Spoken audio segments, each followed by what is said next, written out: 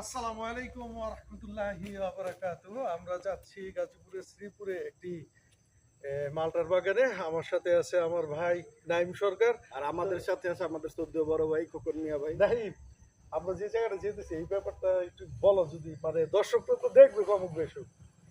আচ্ছা, আপনাদের অবগত করার জন্য বলতেছি, আমরা সারা জীবন মালটা বা কমলা খেয়েছি পাহাড়ি অঞ্চলে বা দেশের বিভিন্ন অন্যান্য অঞ্চলে, কিন্তু আমাদের সৌভাগ্যের বিষয় আজকে আমরা একটা খবর পেয়েছি আমাদের গাজীপুরে, আমাদের আমাদের এলাকা মালটা ইভেন কমলার চাষ করা হইতেছে। তো ওই উদ্যোক্তা ভাইকে অসংখ্য ধন্যবাদ জানাই আমরা। আর আমরা যাইতেছি সেটার সন্দেহ নেই। গাজীপুরের মালটা বা কমলা খেতে কেমন আজকে আমরা ইনশাল্লাহ আল্লাহ যদি কবুল করে খেয়ে দেখব, আর স্বাদটা কেমন অবশ্যই আপনাদের জানাবো।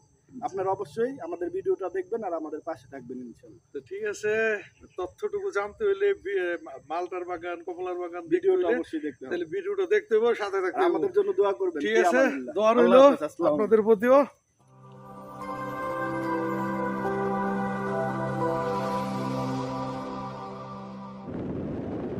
গাজীপুর জেলা সবসময় সবুজ আর প্রকৃতির জন্য পরিচিত, কিন্তু সাম্প্রতিক বছরগুলোতে এই জেলার শ্রীপুর উপজেলাকে নিয়ে নতুন করে আলোচনা শুরু হয়েছে, কারণ এখানে দ্রুত বাড়ছে মালটা চাষের বাগান।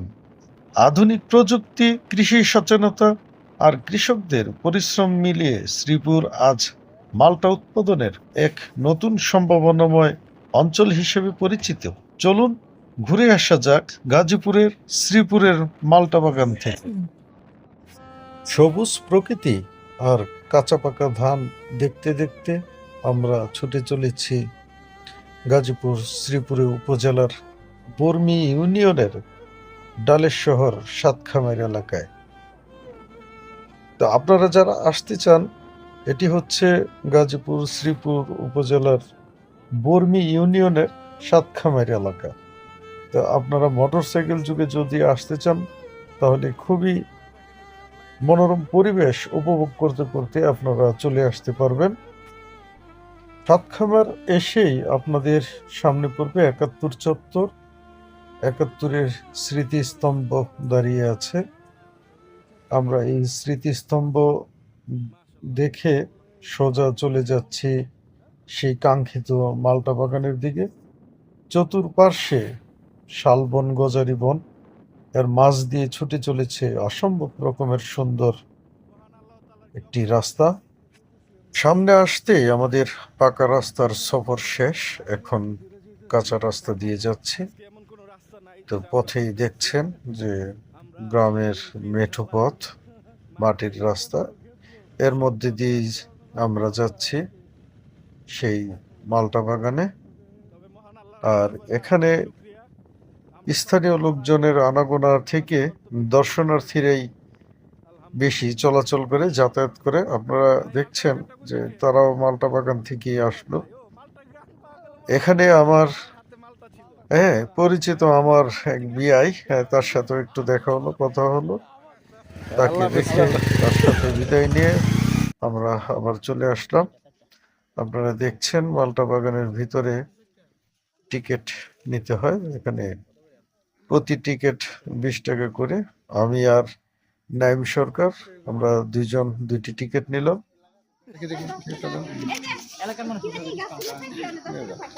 ছেড়ে দিচ্ছেন না ভাই? ঠিক আছে, এখান থেকে পলি নিয়ে যান। আচ্ছা আচ্ছা যান।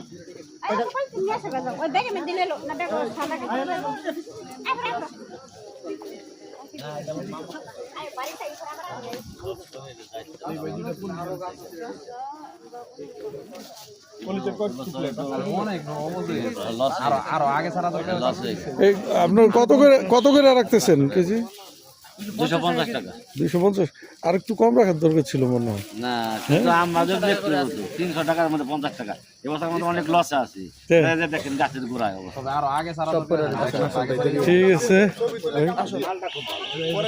এটা কেমন ভাই। কথা? এটা সাপড়ি সুপড়ি কিছু আছে? হ্যাঁ, কি কয় গাছের মধ্যে নাকি কামড় দিয়া ছবি তুলে পরে গাছে ঝুলাই থুয়ে দেয়। তা এরকম করে এরকমও করে অনেক, আবার অনেক মালটা অনেকে মনে করেন আমাদের সিকিউরিটি আছে, হ্যাঁ। ওরা সিরিয়ার পরে দেখে লাইছে তো নিচে ফেলা নিচে ফেলা দেয়।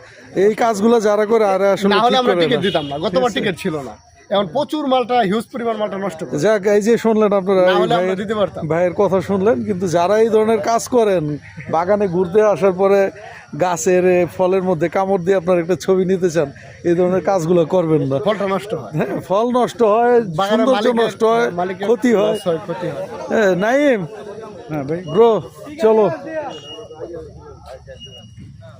এই যে মালটা এই যে নিচে পাইকে পড়ে রয়েছে। নাইম,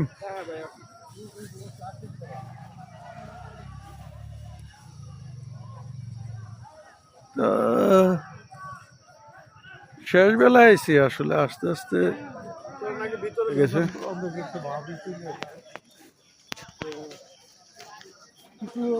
পারবা নাকি ভাইয়া? হ্যাঁ, পরে পারি, একটু ঢুকি আগে, এখানে না ভিজিট করি আগে। মাশাল্লাহ মাশাল্লাহ, যে ভাই যে বললো যে মালটা একটু কাছে যান, একটু কাছে যান মালটাকে। পাইরা ভাই পারি একটা। হ্যাঁ হ্যাঁ, পারেন। বিসমিল্লাহ বিসমিল্লাহ। আলহামদুলিল্লাহ। মালটা মালটা পারলাম আর কি, কিন্তু ওই যে ভাই যে বললো যে মালটা গাছে থাকতে কামড় দেয়, এই যে ক্ষতি করা, মানে কামড় দিয়া ছবি ওড়ানো, এই ধরনের আসলে আহ্লাদ শখ কইরা তো আরেকজনের ক্ষতি। আমাদের দেশে একজন উদ্যোগ নিয়েছে, ইনশাল্লাহ আগামীতে আরো ভালো ফলন দিবে। তবে যদি আমরা এরকম করি, যদি নিজেদের নষ্ট করি, ক্ষতি করি, তাহলে তো উনি আগ্রহ হারাবেন। তো এটা যেন না হয়।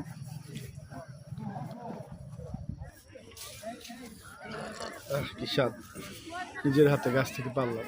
কাকা, এই যে আপনাদের মালটা যে বাগানটা, আপনি এখানে কি দায়িত্বে আছেন? আপনি আমি বর্তমানে রক্ষক হিসাবে আছি।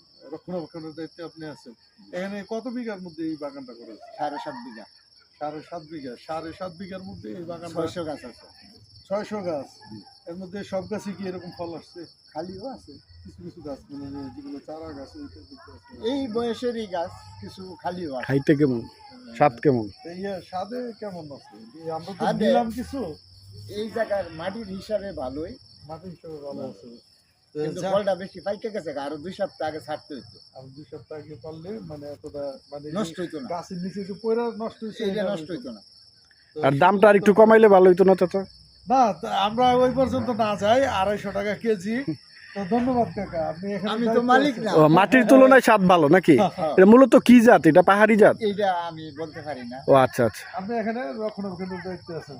তো ঠিক আছে, আমরা শুনলাম এই বাগানেরই একজন আঙ্কেলের মুরব্বি। সাথে, চাচার সাথে আমরা কথা বললাম। এখানে 7.5 বিঘা জায়গা, 7.5 বিঘা, 7.5 বিঘা জায়গা, গাছ আছে 600। 600 গাছ আছে। তো সবাইকে অসংখ্য ধন্যবাদ যারা এই ভিডিওটি দেখলেন বা দেখছেন বা দেখবেন। এলাকার নাম বইলা দেন আপনাদের মুরব্বী, সবাইকে ঠিকানাটা অসংখ্য বই, ধন্যবাদ। ঠিকানাটা মুরব্বীর কাছে গাজীপুর গেছে। জেলা, হুম উপজেলা শ্রীপুর, হুম। বর্মি ইউনিয়ন, সাতকামার একটু উত্তর পাশে ডালের শহর গ্রামের নাম। ডালেশ্বর গ্রাম। ঠিক আছে কাকা, ঠিক আছে, ধন্যবাদ। thank you.